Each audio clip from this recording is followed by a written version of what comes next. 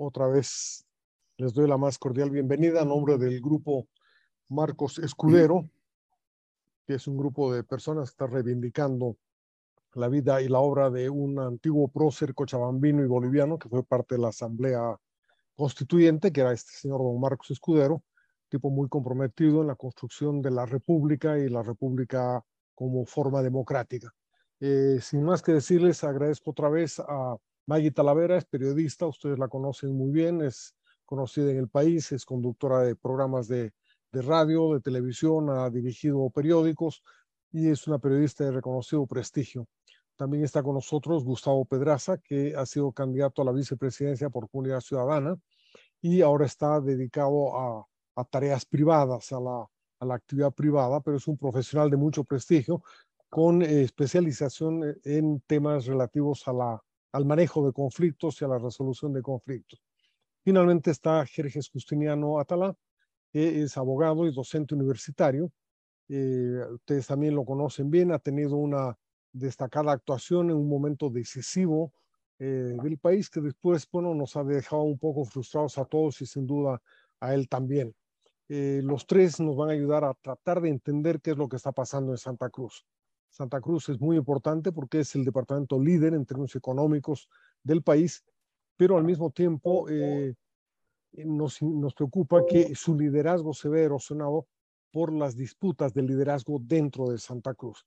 Entonces, yo los dejo ahí con Maggie, a que ella nos conduzca y nos ayude.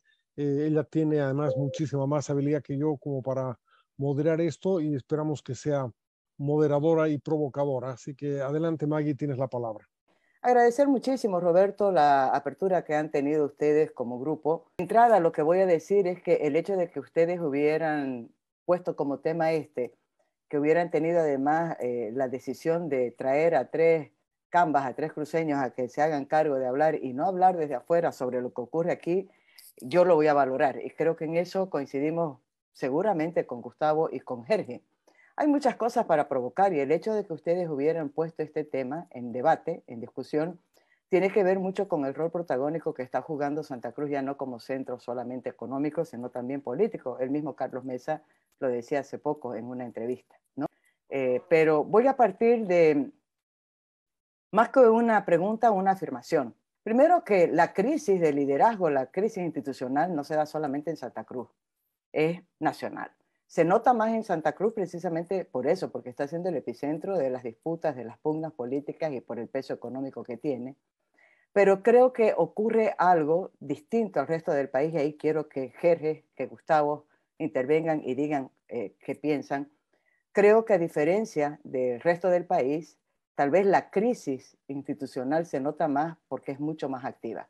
No sé si en el resto del país está sucediendo lo que sucede acá, el debate, la política, la pugna, la discusión, el enfrentamiento, lo que fuera. Y también esta tensión tan directa, mandando ministros incluso a bloquear en primera fila del gobierno en relación a lo que ocurre en Santa Cruz.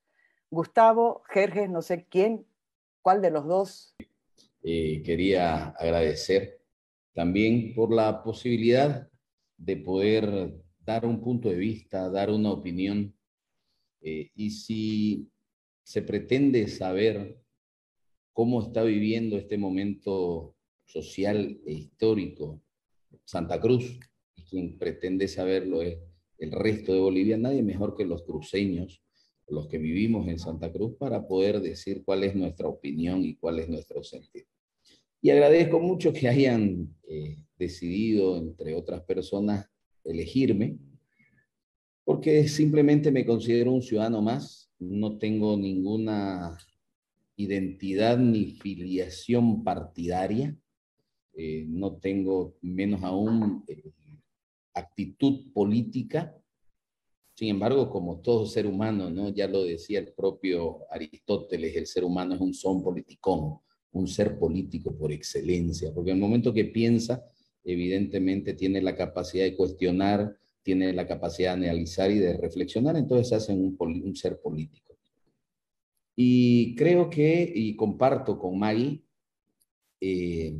existe una crisis que no es únicamente en Santa Cruz. Es más, creo que el año pasado el mundo sufrió un gran cambio, más que todo el año 2020. El año 2020, el mundo entero nunca se había visto. Fíjense ustedes, vivimos una Primera Guerra Mundial, vivimos una Segunda Guerra Mundial, todo en el siglo XIX. Al finales del siglo XIX vivimos una Guerra Fría, vivimos una serie de eventos sociales, políticos, bélicos, y nunca el mundo entero se paralizó. Se paralizó, sin embargo, desde marzo hasta julio aproximadamente, prácticamente el mundo entero. Se cerraron las fronteras de los países. Nunca se vio ni con las dos guerras mundiales. Se trastocó la forma de trabajar. Ya empezamos a trabajar desde la casa. Se trastocó una serie de actividades cotidianas. El mundo cambió, sin lugar a dudas. Eso generó una crisis económica, generó una crisis de infraestructura hospitalaria. Nos dimos cuenta que nuestro país tenía y había estado viviendo una crisis hospitalaria donde en el país habíamos tenido apenas 130 camas de terapia intensiva, lo que era una barbaridad. Y eso motivó una serie de cambios. Y luego de ello, evidentemente, vivimos una época social, político muy conflictiva, un poco antes, el 2019. Y de alguna u otra manera eso redunda en una crisis de liderazgo. Y fíjense ustedes que la crisis de liderazgo, como decía Maggie, no es una crisis únicamente a nivel nacional. Lamentablemente, no tenemos en este momento como sociedad un líder que encarne o que encare el sentimiento de una mayoría, y por el contrario, estamos fraccionados como país. Santa Cruz vive la vivencia del país. Y digo, ¿por qué vive? Porque Santa Cruz, de alguna manera, y no es ninguna expresión presuntuosa, en Santa Cruz se vive el crisol de la bolivianidad, porque en Santa Cruz está la comunidad cochabambina más grande de Bolivia, fuera de Cochabamba, por cierto, la comunidad paceña más grande de Bolivia, la comunidad orureña más grande de Bolivia, la comunidad tarijeña, potosina. Prácticamente en Santa Cruz las comunidades del resto de los departamentos confluyen, y evidentemente eso hace que en Santa Cruz vivamos la realidad del país. ¿Y cuál es la realidad del país desde nuestra percepción? Es una sociedad confrontada. Lamentablemente no hemos cambiado en los últimos años. Fíjense ustedes, los últimos 14 años del gobierno de Evo Morales, por lo menos en Santa Cruz, el enfrentamiento era con Rubén Costas, el gobernador. ¿Qué hay ahora? El presidente, que ya no es Evo Morales, que es Luis Arce, está igual enfrentado con el gobernador Luis Fernando Camacho. Es decir, seguimos viviendo exactamente lo mismo. Y lamentablemente eso demuestra que falta un liderazgo, falta una persona que encarne el sentimiento, porque la gente en Bolivia quiere vivir en paz.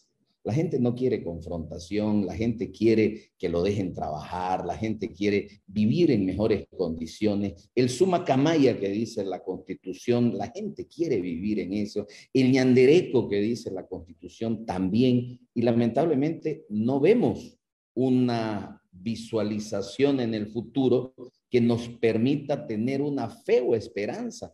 ¿Por qué? Porque ¿quién para el resto de la sociedad, quién es al que vemos en el futuro con una posible esperanza? Yo recuerdo que en su momento Luis Fernando Camacho pudo haber encarado esa esperanza, y lo acompañé a Luis Fernando Camacho cuando en La Paz, y a mí me llamó mucho la atención, se coreó en La Paz y Cochabamba el apellido Camacho, como creo que nunca antes había coreado. Pero ¿qué pasó? Con el paso del tiempo, lamentablemente se disipó eso y volvimos a la confrontación, y no hubo un líder que pueda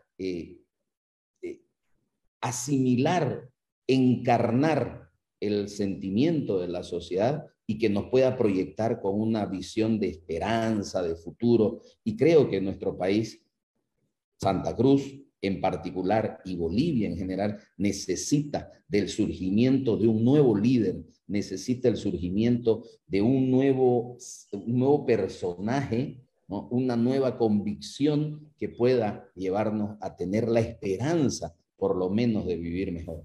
Creo que eso, desde el punto de vista general, y termino esto, ¿no es cierto? Van a disculpar que me haya extendido casi 8 minutos.